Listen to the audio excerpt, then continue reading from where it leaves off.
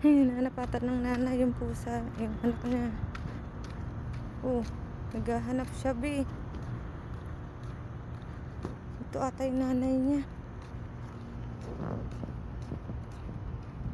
Wala dyan yung anak mo, nandito.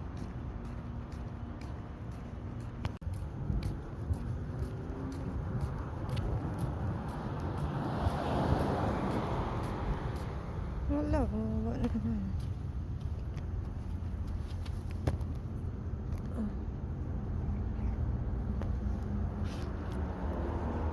Daling kita sa mama mo.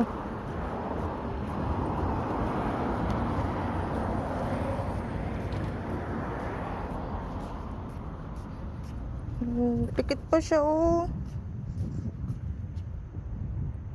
Iwan ka na mama mo. Wala naman.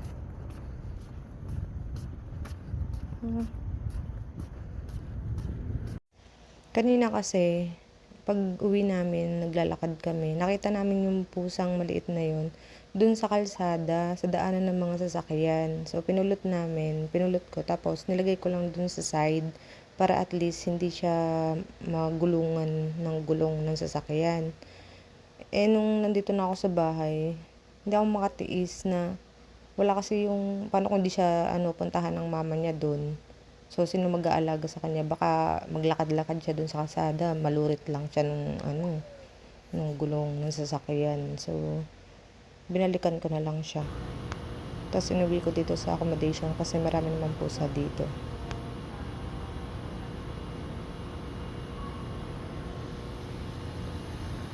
Saan nila kaya dadalhin?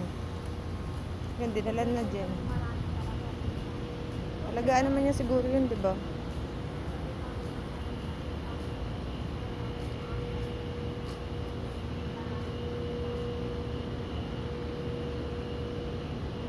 Sa kaya bahay niya.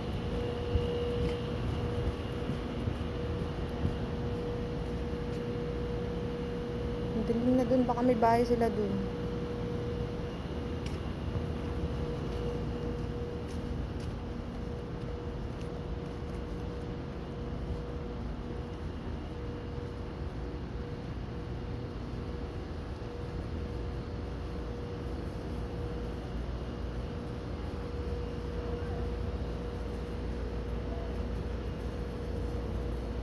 Hindi ko na makita.